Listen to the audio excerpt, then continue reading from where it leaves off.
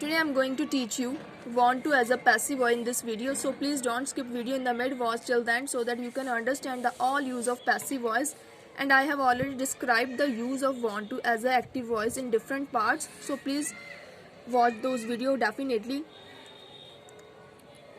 Now I'm going to start want to topic as a passive voice. It is used to show desire or wish. Want to ਦਾ ਆਪਾਂ use किथे करते हैं, कोई भी अपनी ਇੱਛਾ ਵਾ ਉਹਨੂੰ ਦੱਸਣ ਦੇ ਲਈ ਕਿ ਮੈਂ ਇਹ ਕੰਮ ਕਰਨਾ ਚਾਹੁੰਦਾ ਹਾਂ, ਇਸ ਤਰ੍ਹਾਂ ਹੀ ਸੈਂਸ ਆਉਂਦੀ ਹੈ। ਜੇ ਆਪਾਂ ਚਾਹੁੰਦਾ ਹੈ ਨਹੀਂ ਵੀ ਆਉਂਦਾ, ਜਸਟ ਆਪਣੀ ਡਿਜ਼ਾਇਰ ਆਪਾਂ ਕਿਉਂਕਿ ਸੈਂਸ ਸਮਝਦੇ ਹਾਂ ਕਿ ਮੈਂ ਕਿਹੜਾ ਕੰਮ ਕਰਨਾ ਚਾਹੁੰਦਾ ਹਾਂ, ਉੱਥੇ ਆਪਾਂ ਵਾਂਟ ਟੂ ਲਗਾ ਦੇਣਾ। ਫੋਰ ਐਗਜ਼ਾਮਪਲ ਮੈਂ ਕਹਾਂਗੀ ਮੈਂ ਫੋਰਨ ਜਾਣਾ ਚਾਹੁੰਦੀ, ਮੈਂ ਕੀ ਕਹੂੰਗੀ I want to go abroad ਜਾਂ I want to go foreign. ਇਹਦਾ ਪੈਸਿਵ ਕੀ ਹੋਏਗਾ? Subject want, wants wanted, object structure इधर टू बी प्लस V3। ये सेंटेंस की है जो स्ट्रक्चर आप बनाया वा जो पैसिव वॉइस के लिए जो वांट टू यूज होंगे टू पार्ट्स होंगे। अपना पैसिव वॉइस इतों स्टार्ट होंगे। स्टार्टिंग तो की फर्स्ट पार्ट आ जाता वा प्रेजेंट या पास है, जिमें भी आप बोलते हैं तो एग्जाम्पल के थ्रू फुली क्लीयर हो जाएगा क्यों आप यूज़ किया फर्स्ट पार्ट, क्योंकि जो आप सिंपली बनाने वो कोई सेंस नहीं निकलती। मीनस वो पंजाबी या हिंदी जो भी आप बोलते हैं वो कोई अपन क्लीयर नहीं होंगे कि वो की सेंस निकलती है।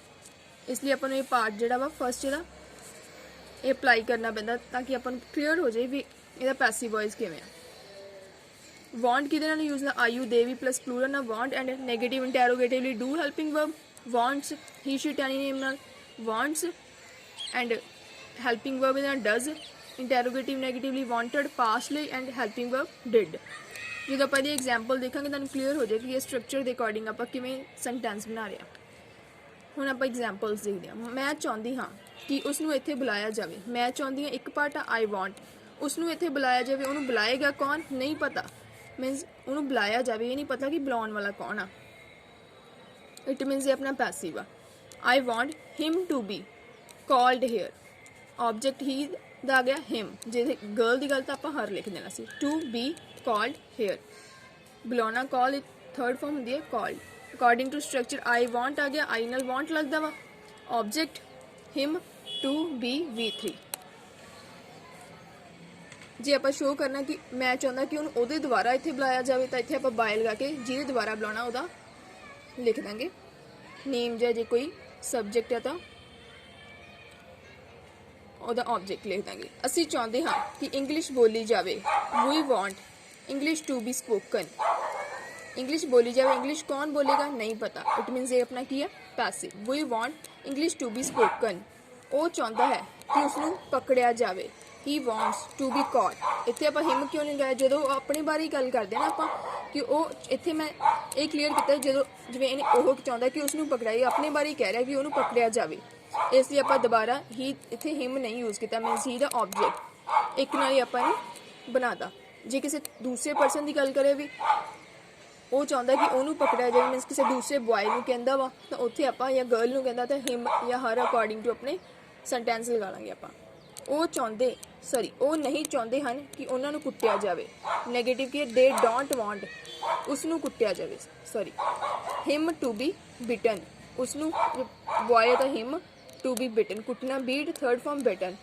की वो चाहती है नैगेटिव सॉरी इंटैरोगेटिव की आएगा कि वो चाहती है डज शी वांट कि पार्टी रखी जाए, पार्टी रखूगा कौन नहीं पता, इट मीनस अपना पैसिव है। Does she want party to be organized, कि तुसी चाहते हो उसनू पढ़ाया जाए, उसनू पढ़ाएगा कौन नहीं पता। डू यू वांट कि तुसी चाहते डू यू वांट उसनू पढ़ाया जाए, हिम टू बी टॉट। वो नहीं चाहती है कि न्यू पेन्स खरीदे जान। She does not want, she ना डज नॉट, जो डज नॉट लगा देने आप वांट रहता एस कट्टी जाती है।